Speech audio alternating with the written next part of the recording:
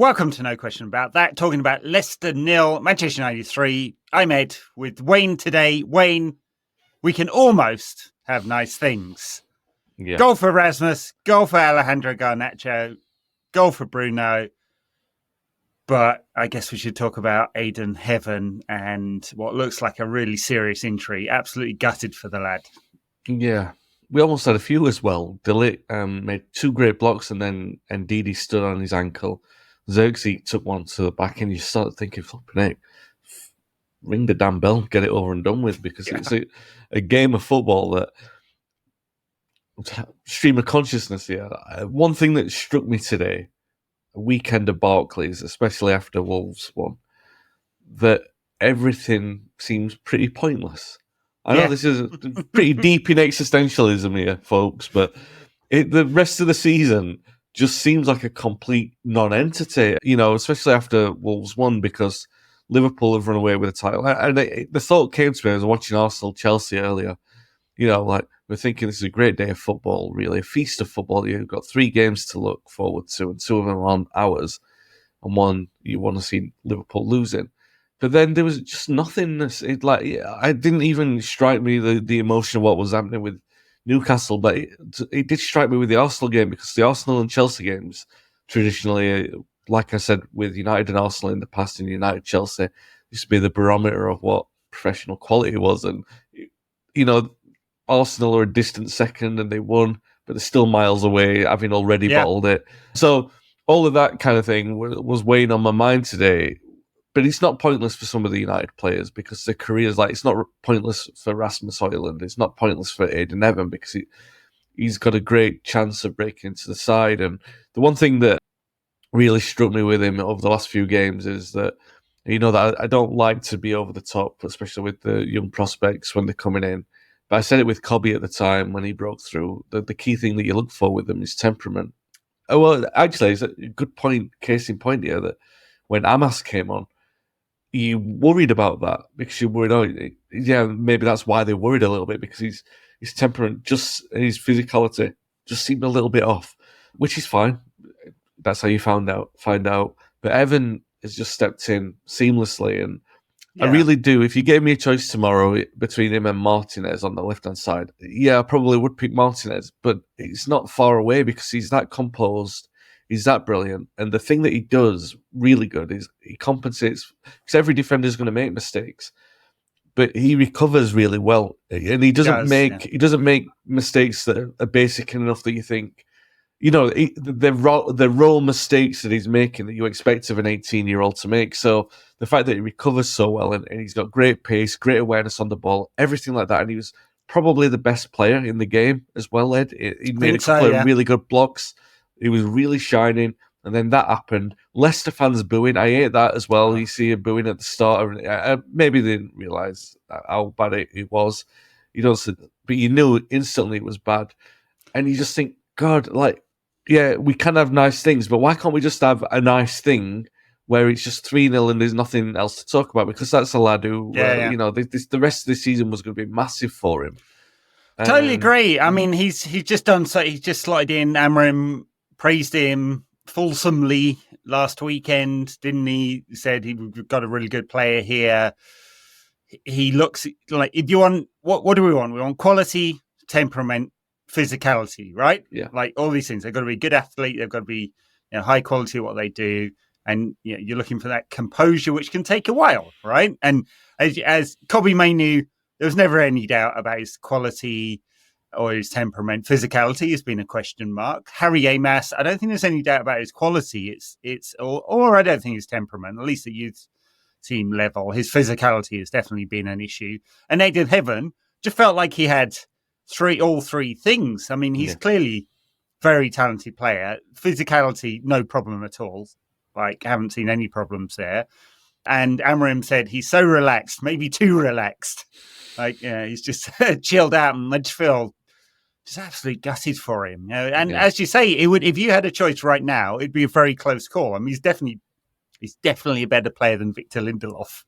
I mean, hey, Victor, I'm sure you're a lovely chap and all that, but United will not be worse off when you depart in the summer. I think that's just fair observation. I'm not picking him out I mean, apart from when he went out for that header and completely misjudged it in the first half, and I was like, oh man, Victor Lindelof and headers, not good. But Ayden Heaven has all of it. I mean, you don't want to hype him up too much after 5 games. But man, £1.5 million, that is one hell of a bargain for a player of seemingly unlimited quality. Just gutted for him if it's a long-term injury, and it really looked like it. I'm not sure whether it's a leg break or ankle ligaments. It wasn't very clear, was it? But he was in a hell of a amount of pain. You would say he's out for the rest of the season. I mean, just fairly the assumption, yeah. What a shame! What a shame for him. On the plus side, Rasmus Hojlund, Bruno with the ball around the corner. Unclear if he meant that or not. He's getting the assist either way. And Hojlund's first touch was absolutely horrible. His second touch was absolutely horrible. And the third one was brilliant. Yeah. So not what sure to make about that one. He couldn't get it out from under his feet and then smashed it in the corner. I'll give Bruno the benefit of the doubt. You're right on Hojlund's first couple of touches. The one thing that, again, looking at this game as kind of like the last of a 38-game season, but there's another 8 of them to go that feel like that. You're looking for the signs of progress within the system now, really, because there's nothing else to look for. It's very, very difficult to look for that. And I hate to do this because I'm normally a positive person, so I will try and extol the positive virtues of it. But when we're playing opponents who are as poor as Sociedad were the other night, and as poor as Leicester, I mean, let's put this into perspective about this Leicester team. They hadn't scored in 5 games prior to tonight. They lost them all.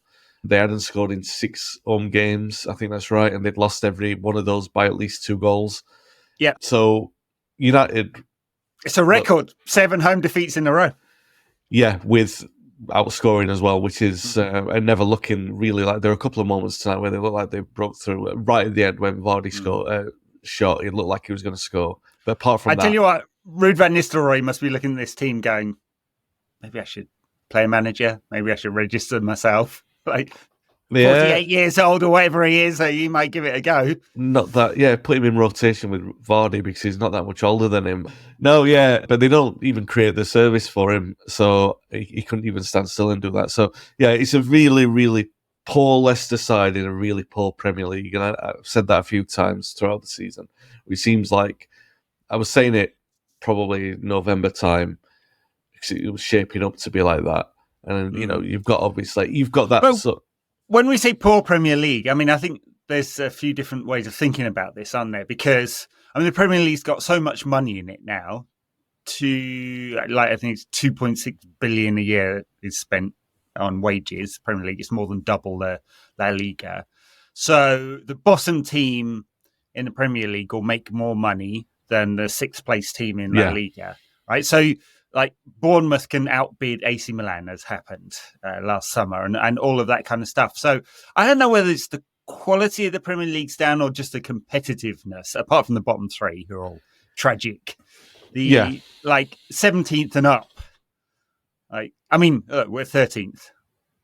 13th, yeah. You didn't think you'd sing that, did you, Wayne? Didn't think you'd sing that, yeah. And it's not like we'd be absolutely shocked if United beat the top team, right? Would we? Exactly. So I think it's hyper competitive. Are there any this is going to be a pretty average Liverpool side that wins the league by miles and miles and miles. So I just wonder whether the quality's been compressed a bit. There's no outstanding sides and it's highly competitive. But thoughts? Maybe, it's conversation for a much longer and different podcast for sure. I feel there's definitely a lot of truth in what you're saying. I feel, that you can't argue one point that the bottom part of the Premier League is still stronger than the top part of a lot of other leagues, or at least the middle part of the Premier League would be competitive on par with most other top European leagues now. So I'm not arguing that point. It's very, very complex once you get into that thing. I do feel like whatever happens with Manchester City will, let's say that they get punished as everyone feels that they should do. Even if they don't, it'll still have seismic effects on the Premier League. So either way, one way or another, it will have a massive impact on how the 4 or 5 years in front will look for how this Premier League looks. Because actually, I don't think it's a million miles away from the quality being really high once you get rid of that style of football. But I think where everyone's tried to imitate that style of football and the players aren't always capable of doing it, risk averse, athletic heavy, and I think that's changing. You know, that's what I mean, and he's feeling like it's going to change. But let's say, for example, if City don't get punished, and I know we're miles off point here, but I'll pull back to United in a second. But you've asked me the question. Let's say City don't get punished and they invest £250 million in the summer. You're just going to get exactly the same cycle for another 3 or 4 years. It's going to be even worse because City they'll pull miles in front of Liverpool, miles in front of Arsenal. Arsenal will be in their own state of flux. Chelsea, I don't know because it's so unpredictable with how that plan looks. I would gather that my thought would be that they go backwards. Newcastle might step forwards because of what they're being able to do. But I feel like so much of it rides on that. Now, yeah, all right, there's another sort of projection where the next 5 or 6 years looks a little bit better once those risk-averse teams start dropping out a little bit and the more tactically diverse teams like Brighton and Bournemouth and them kind of managers get to some kind of prominence where they see rewards for that, then you'll see a balance out there. I just think at the moment where the dearth of quality is so bad, to see games like what we saw tonight, just and like I said, there's going to be a quarter of a Premier League season that it's will kind of be meaningless, and not interesting as a product. It's really not to the neutral. No, so I fully agree. I mean, it's meaningless for United in the sense that like we're only playing for some pride and a few points and to keep players fresh and injury free. Touch wood in order to try and win 5 games in the Europa League, right? Everything comes down to that. And then in terms of a product, Liverpool are going to win the league, sadly, unless an asteroid strikes. And hey, we can hope. And the bottom 3 are going to go down. Leicester aren't going to catch Wolves now. It's too many.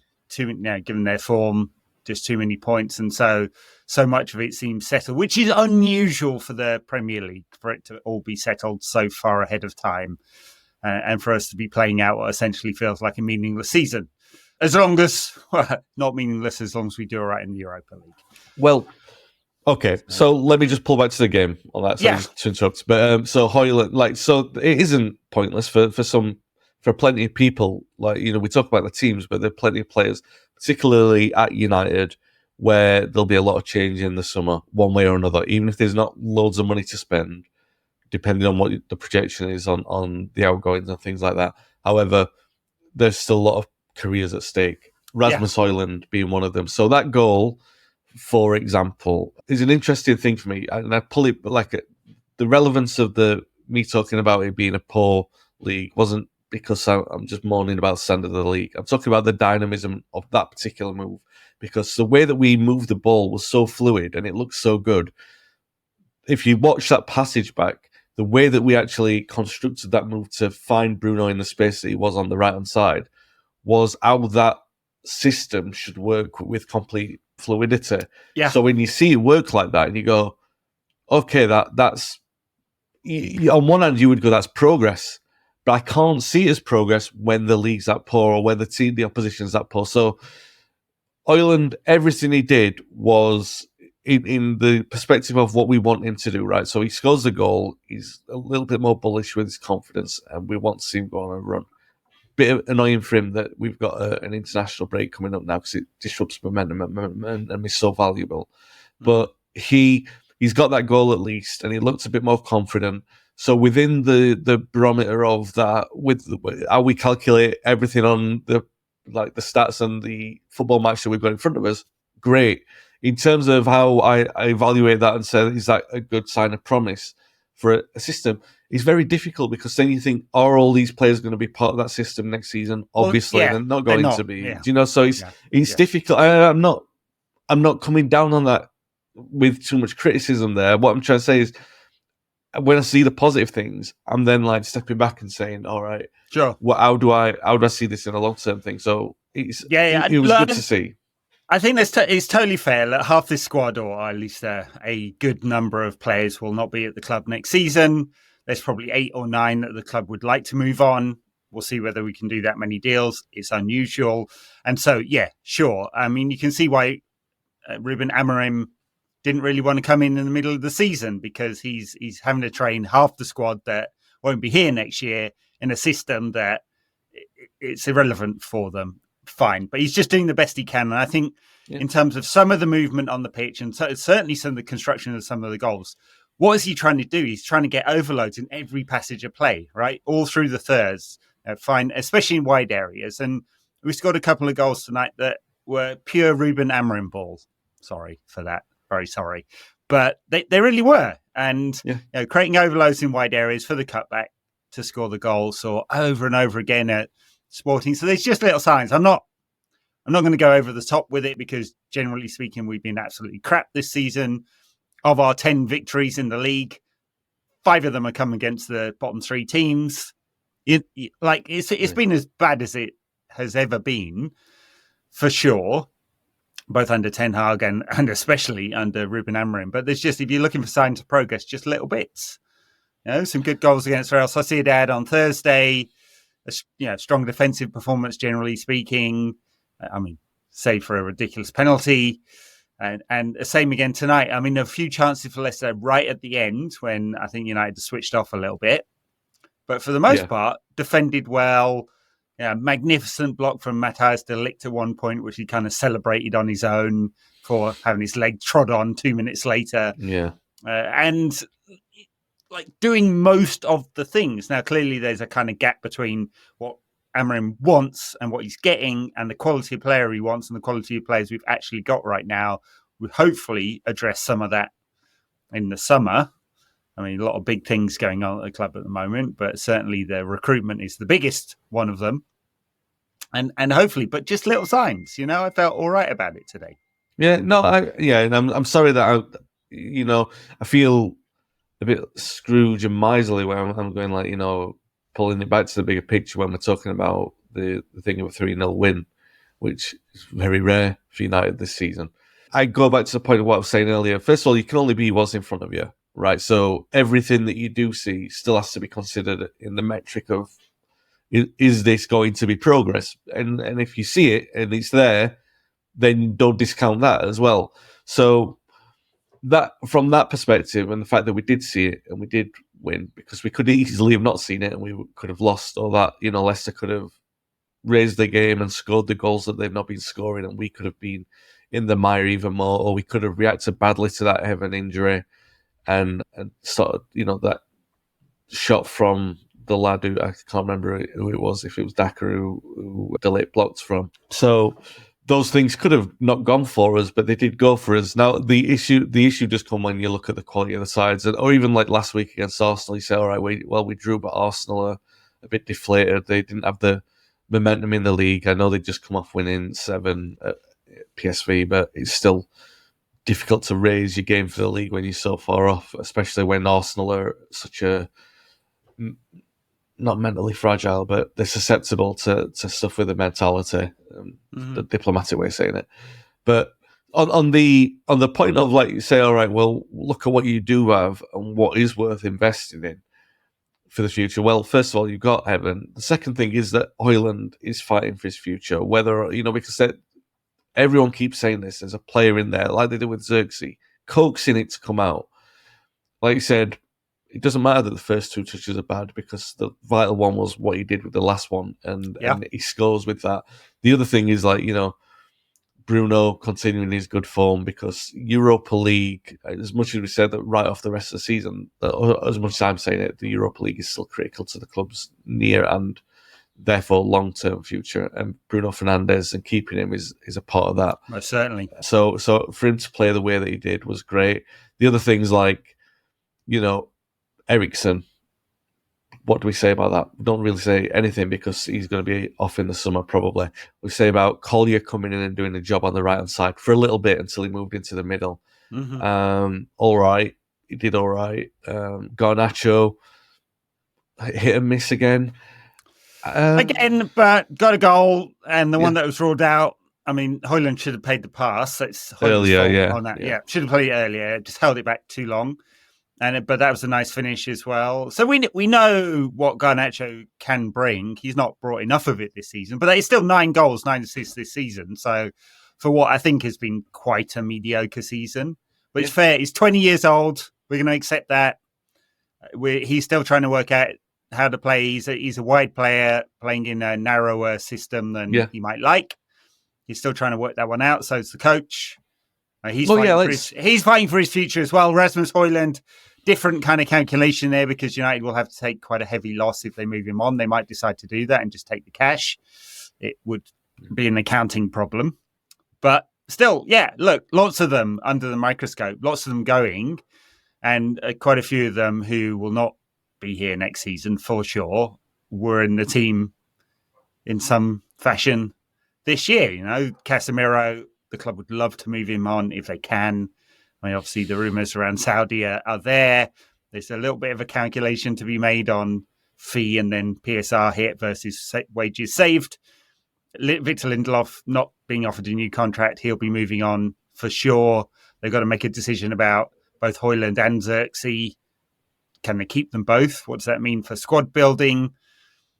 Xerxes certainly improved this season. Maybe there's a player in there we weren't sure about. His better games may be coming in the Europa. Question mark about like where he fits and so on and so on. All right. There's so many players for whom this calculation is and this question is true. Absolutely. But at the same time, a few positives, right? 3 goals, fine finish from Rasmus, good work from Garnacho on the second one. Bruno, just honestly, if you were to put your house, life, car, job, future on the line and you wanted one person, it would be Bruno for anything, wouldn't it? He's going to get 30 goals and assists this season. He's already got it. Yeah, that was the 30th goal or assist this season. He's done that in every single season he's been at United, bar one, which was slightly odd. But he, for sure. The man. He got the Phil Neville step over from Dalot as well, which, I mean, I'm not one to pick out. I don't like doing it, picking out and digging out the opposition defenders. But if you can't defend that, then there's no defending that.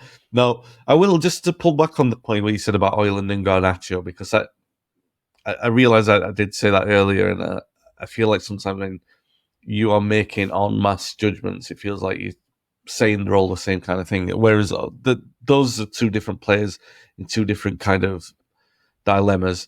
Firstly, because we don't have Hojlund and Xerxes, it's kind of like, well, we don't have a striker at all, really, and that's why Obi's coming in and being given so many chances is because we just don't have an option there. Xerxes shouldn't be playing that role because he's not an out-and-out 9. If he does play it, that's part of what we say about Amorim's tinkering with the system. Does he pull him deeper and ask does he invert the 9 and ask the forwards to play behind the wide forwards tends to push behind the defence, which he has done on occasion with Garnacho. He was doing that. And with those 2 players, Xerxes and Garnacho, Hojlund in particular, it's very much a matter of confidence. So these last 10 games or so, you're looking at those players and you're saying the jury is out on quality and confidence. So they have to showcase that their confidence can rise and that they can still contribute when they're not confident. Because when they look like this season, the evidence up until March 16th, Leicester City 3-0, the evidence is that if they're not confident, they are dead weights to the team. So they need to change that around because great players don't play like that. Garnacho's a different case because of we don't have profiles of those players at the club right now, but we do have them on the books like Rashford and Sancho and players of that Ahmad who can play in those positions. By the looks of it, we'll have both of them on the books come the summer as well. Yeah. Different question. Yeah, I know. But with the Garnacho thing, where it's different in terms of Hojlund, is like you alluded to and we've spoke about before, is that he's been normally when a player is his age of development, so he's been inside for 2.5 years in terms of like his squad development. What you are normally saying to that player is, where do you kick on in your trajectory? We are asking that question of Garnacho, but we're also asking it at the same time as can you fit into this system, which on either side, because he played from the right tonight, or can you fit into this system, which is slightly different to the one that suits your skill set? So the different questions to what we're asking of Hojlund and Xerxes, and obviously, I would say unless like a club comes in with crazy money, and they might do, like Chelsea, never know what to expect from Chelsea, that Garnacho will probably be here next season because he does offer something different. Again, yeah, all right, I could see a case in the next 2 months where he contributes, where he kicks on, where his goal output, like you said, 9 and 9 is pretty good considering the season that he's had and the struggles that we've had as a team and the availability that he's had and not had, where he was out of the side and then pulled back into it. So, yeah, there are things still to play for. I might have written it off completely at the start of this, like 20 odd minutes ago, but there are still individual things to play for, and those are the things to look out for. And on the evidence of that, like you said, there are promising signs. It's just, I'm always like, all right, what's the next 2 or 3 games look like after you've done it against Sociedad and for sure Leicester? Well, we're at international break now, so just as we're getting a bit of momentum. I mean, actually, it's 4 defeats in 2025, so the record post-Christmas is not horrendous, not as horrendous as it could be. I mean, obviously, there's quite a few draws in there. I think it's 3 last season. In perspective, relative to what we expect of this side, Yeah. So I'm just looking for little signs from the team. I think we're seeing it from individual players. Some of them we're seeing it. It's not all the time, for sure. I mean, Rasmus has scored tonight, but has been pretty off it for most of the last 20-odd games. As Garnacho's first goal in... I thought it was 25, but I think I may have miscounted a goal in there somewhere. We've relied very heavily on Bruno Fernandes since the turn of the year, very, very heavily with the number of goals and assists he's getting. We need more contributions elsewhere, but Xerxes seems to be improving. Even Casemiro's had a few games, mostly in the Europa, which does, I think, suit him in terms of the style of football and the lesser levels of intensity. Probably same true of Eriksen, although I'd say he's, he will be moving on to, with our best wishes. Thank you for your service.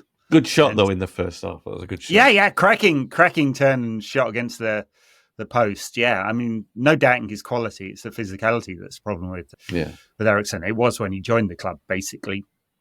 Yeah, but that first year, he was just able to sort of glide through that season.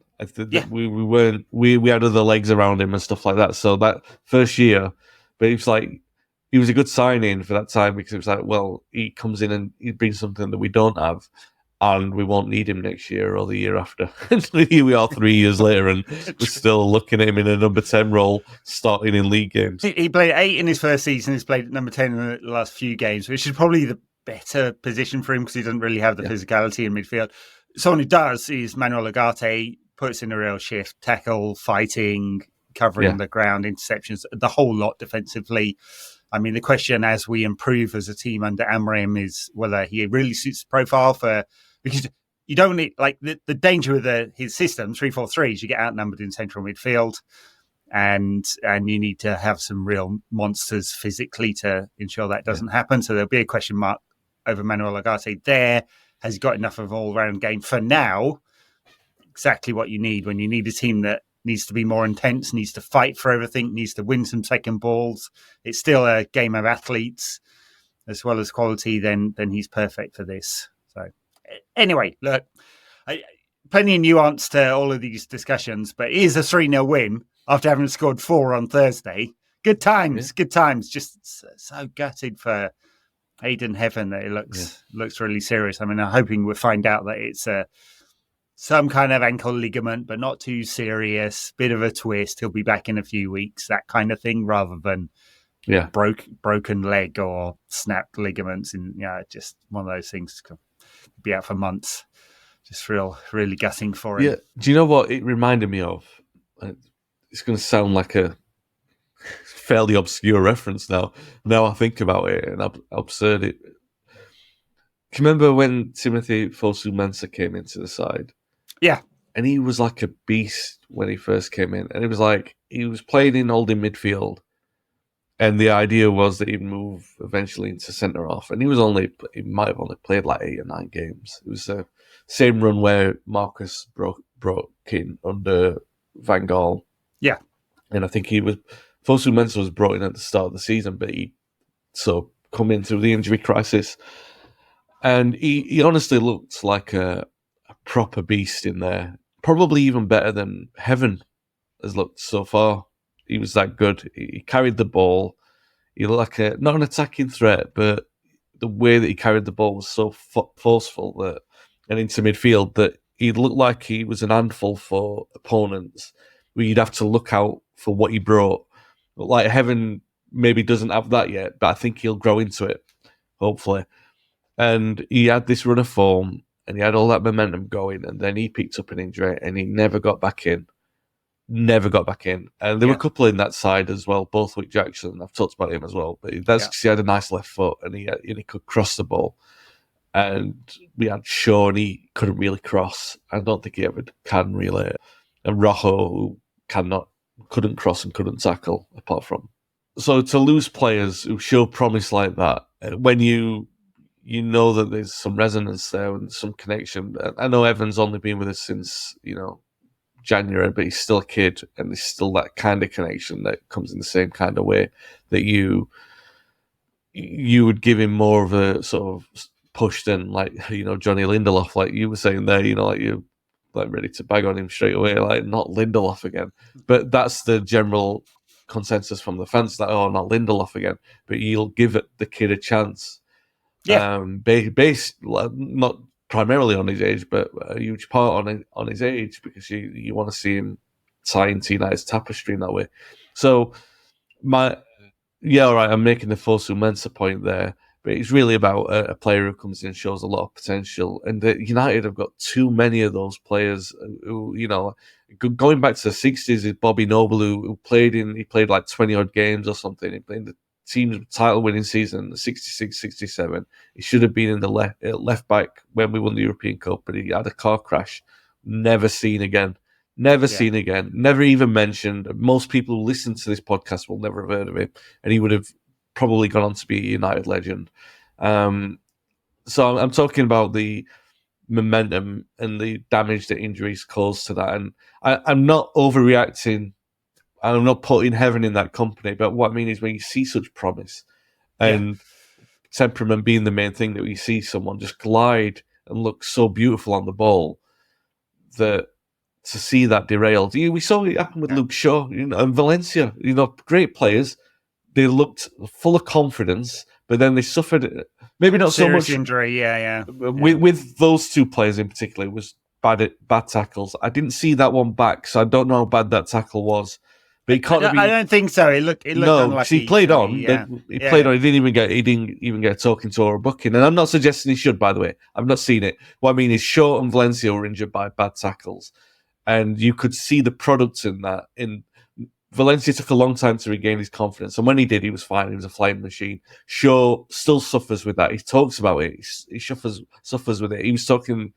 There was a viral clip of him the other day about how he nearly lost his leg and everything like that. So it's an ongoing part of the conversation. You don't want to see that for someone who's come in and shown such promise. And I think that's the biggest thing that we're all gutted about, is because there's that presence of mind where you can remember. Could it derail his career? Yeah, absolutely. Loads of young players have had their careers derailed by injuries. I mean, it really does. I mean, especially in formative years, if they're out for a long time, He's like, if he is out for a long time, he may well not play again this season. All that progress will be lost. He won't be with the first team group. He'll be in rehab and recovery, and so all that kind of learning and progress and momentum he's got will disappear. As you were talking, I was just looking up Timothy Fosu Mensah. He's still at Bayer Leverkusen, barely played for the last 3 years. Yeah. So he's 27 now. Where does the time go? Well, that's a really old man thing to say, but yeah. No, he's right. I still think of him as a kid, and he's not. Especially, I think when they play and they leave when they're young, you can crystallize them in that sense in which you saw them. So the next time you see him, because I'm gonna hasten a guess here that he hasn't played like he did when he was at United. Because he looked like a wrecking ball when he was at United. I don't think he's played with that kind of liberation since. And he didn't play. Leverkusen were brilliant last season. He didn't play a single minute for them. He played in stages, because I've followed his career. These are the cups, yeah. I loved him. But so he's just been a pretty poor player, and he should have been so much more than that. He didn't have, I don't think his injury was like a big one or anything like that. I think they were starting to become innocuous small ones, but they can cause just as much damage. And yeah, look, hopefully it's one of those things like you said, bad impact, but he'll be back after the international break. We're talking about this, but I have no idea. Like straight after, we have no idea, but we hope so. Yeah. Can we talk a little bit about Ndidi's stamp? Because naughty. Come on, Matthias. I mean, it's just very naughty. I mean, Patrick Dorgu got a red the other day, which I thought was a deserved red just because of the danger. So Ndidi coming in quickly, no control whatsoever, over the top of the ball, studs flush on the shin, top of the ankle area, in every single way you could think about the wording in the guidance of the IFAB rules or the FA's interpretation of the Premier League's guidance. That's a red card. He was given the yellow, so it can't be reviewed. But yeah, that is a bad error. And I'm quite sure that when the PGMOL comes out with their guidance on what was right and what was wrong, the report will say that was a bad decision, should have gone. I mean, in the end, it didn't impact the game. But it is frustrating when you get those kind of inconsistencies, and surely this is what VAR is for, because he came out with the yellow card so quickly, can't be checked or what? I mean, surely you should be going, that's dangerous. I will say, Ed, when I first watched it, I thought it was a bad tackle, but I didn't. My instant reaction wasn't red card, and it should have been. So I'm thinking about it now, but it was a bad tackle. My thinking wasn't more about the punishment because we were already comfortable, and I was more thinking about De Ligt, and I was watching him for the rest of the game. I don't know if you noticed this because the injury was to his ankle, but I don't know if it's the way that he went down or if it was a challenge after that.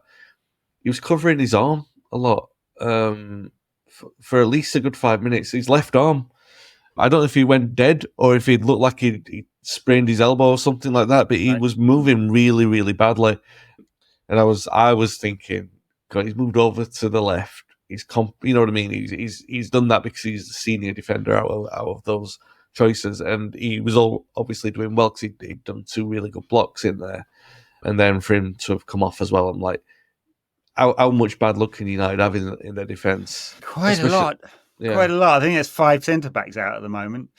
Yeah, the injuries that are piling up appear to be bad luck, rather than like lots and lots of muscle injuries as we got last season, which was clearly overtraining. And it appears to be a lot of bad luck, although, fullness of time will allow us to assess exactly what's going on there. And they fired Gary O'Driscoll and some of his medical team in what seems to be another shake-up of the medical department rather than Sir Jim's austerity measures. We'll find out. You've got to have some medical. Yeah, you've got to have a doctor. You've got to have a doctor there, but otherwise Tommy Docherty can't have an affair with a physio. So maybe Big Sir Jim's got his eye on Gary. He's like, "Oh, I like a bit of you," and he's like, "Oh, you're gonna have to leave the club, son." Yeah, you got to leave. Yeah, outrageous speculation. We just can't concentrate with your good looks around. It's obviously you need medical staff, but this isn't the first time. We've been down this road in the last 10 years, maybe 3 or 4 times where they've just said, the medical staff have all got to go because there's something going wrong. We've had injury crises for 10 years, and I think there is some truth, a little bit of truth, and I think it's whenever a former player mentions it, there's always that, Keenan Rooney, they come out and they say something, and they go, it's angry player saying something, and they just want sound bites, but there's always the beginning of some kind of truth in there. You remember Rooney speaking about it? I think it was the back end of last season. It might be in the season before. I'm sure it was the end of last season. He said it was because it was the FA Cup final. He was talking about the players who were out. He said, look at the players who will return for the final. And they did. A lot of them did. I think Varane was one of them he was talking about. He was basically talking about how players disappear when things are going tough and when they reappear when, things are going right. And how much a player is willing to withstand when things are closer to glory and how much pain a player will put themselves through. There's got to be some correlation there, I think. Is it worth it for a player to, if they're not 100% fit, to put themselves in the firing line when there's nothing really to play for United, apart from the Europa League final, which you might find that a lot of players are suddenly fit for that if United get there. But the duration of the battle, the endurance of the battle, is very difficult because that's a very, very, and I know it's a phrase to return to, a very big platform to fail on, as consistently as these players have done. So I'm not doing the Rooney thing here and calling out whether or not these injuries are legitimate. What I'm saying is United have got this long, it's not just this year and it's not just Ten Hag. We've had these crises repeatedly throughout the last 10 years. And I think there's got to be some kind of correlation there in terms of the mentality and the fragility of, even if it is just a case of like, do you protect yourself for the summer move? Do you protect yourself for the summer tournament? Yeah, those kind of things. We know players do this for sure. Yeah, I was just looking down the list of injuries here, and let's have a think. I mean, Maguire's played through pain before. He got loads of injections in his hip before, so I have no doubt. Heaton Binder, goalkeepers, whatever. Johnny Evans, he's been out for a while. He is also like 900. Lenny Yoro. Really bad luck. Ed, really bad luck. Goalkeepers, whatever. What does that mean? It just means that I just don't think they're faking an injury. I mean, Thomas. All right, okay. I'm like, is it not important? Tom, yeah, also not important. Sorry, goalkeeper. Sorry.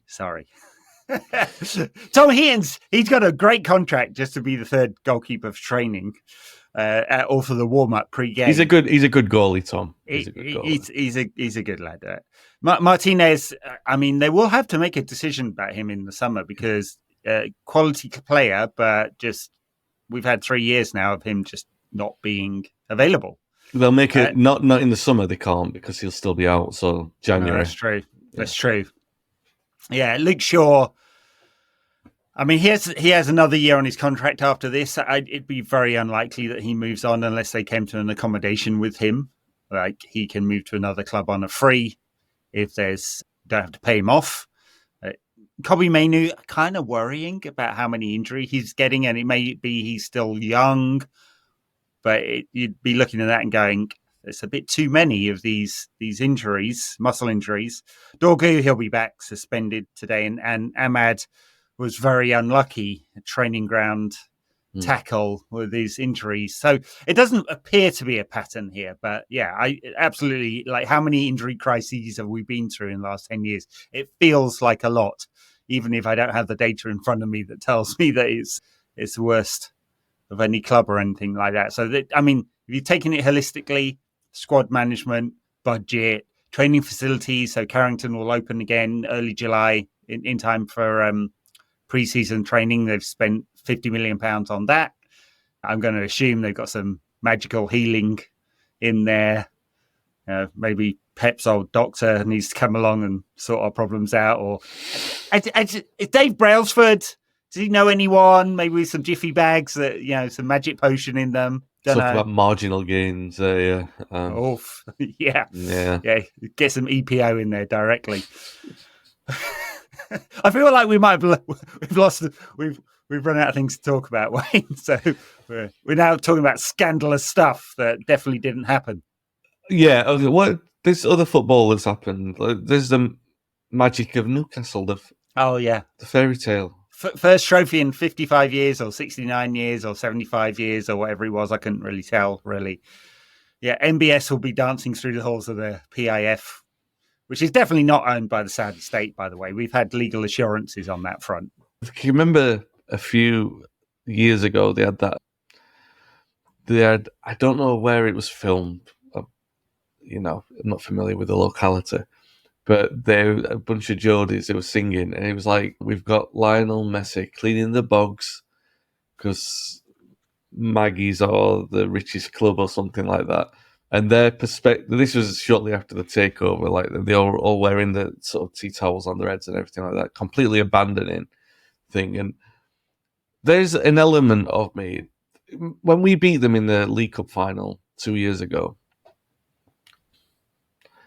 there was an old guy on the news, and I didn't see it because I was at the final, but I saw it afterwards. They were showing some of the news clip, it might have been like Match of the Day or something. And they showed the guy, there was an old guy, and he was in tears in Newcastle.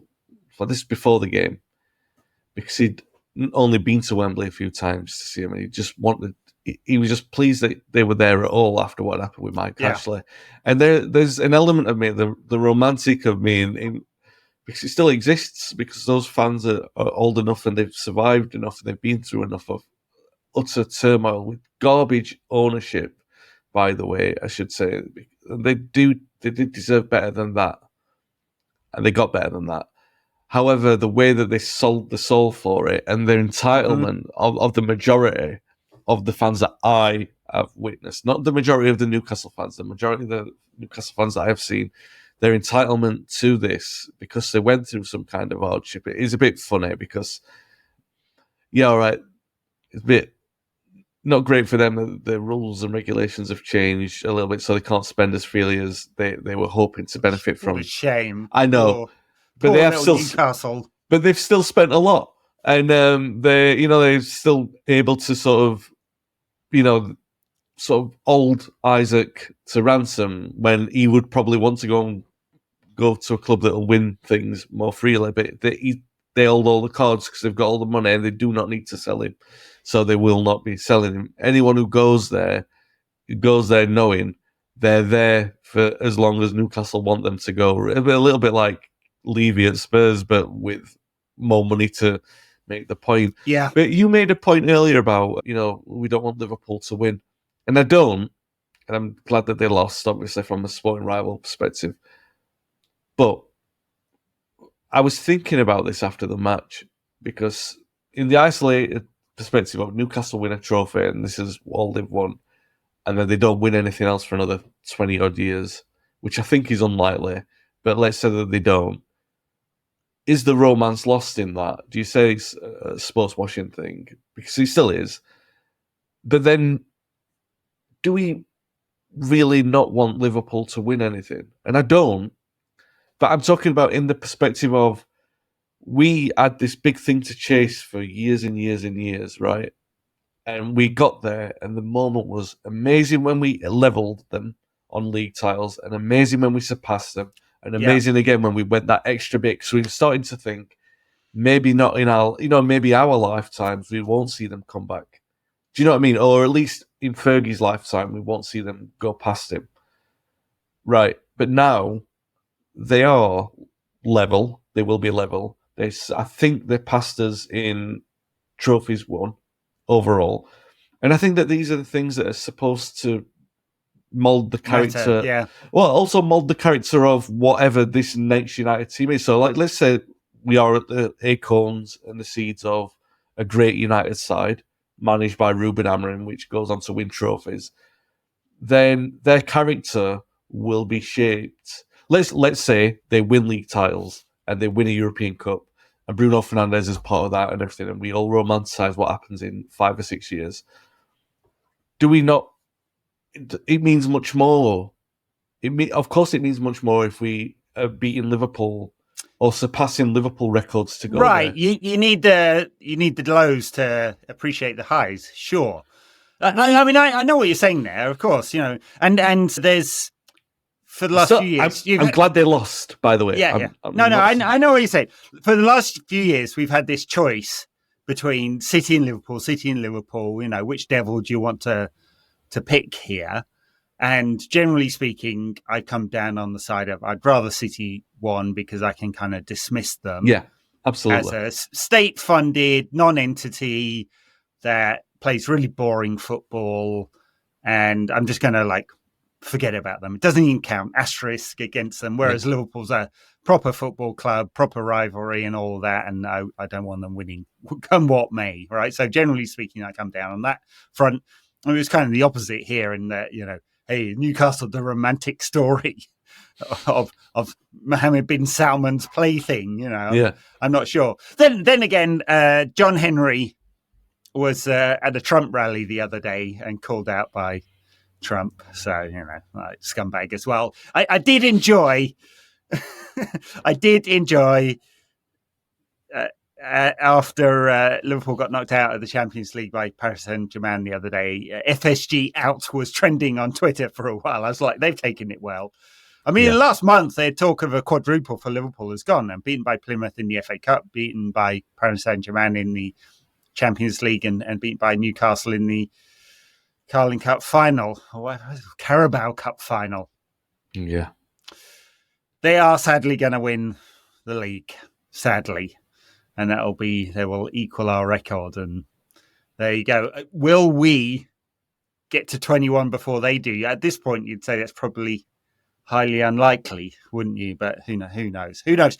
The thing is, I mean, coming full circle to our conversation from earlier in the pod, I don't think it takes that much to move quite rapidly up the league. Now, whether you can go from like 13th, 12th, 11th, whatever we're going to finish the season into challenging for a title seems unlikely given our financial position, but you can go from that to top 4. You definitely can.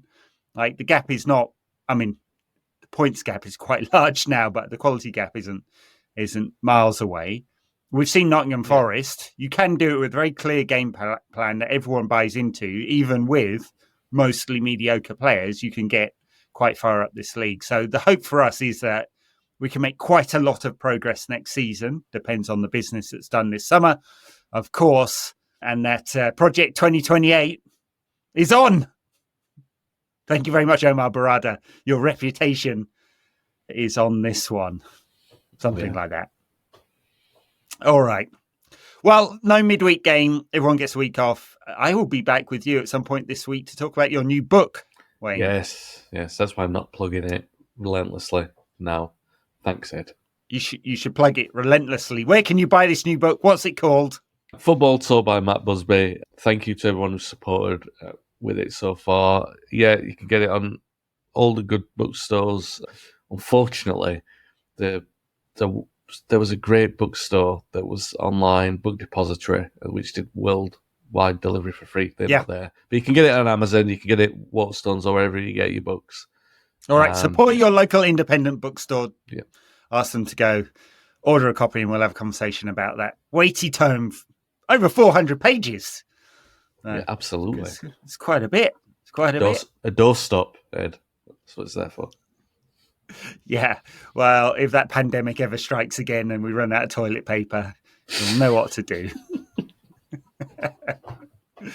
Oh, dearie me. Thank you very much, everyone. If you'd like to support us, Apple Podcast subscriptions to get the extra shows we do, or patreon.com. Leave a rating and a review and a like on whatever platform you are. It's much appreciated. As always, Wayne, thank you. Thank you. Catch you next time.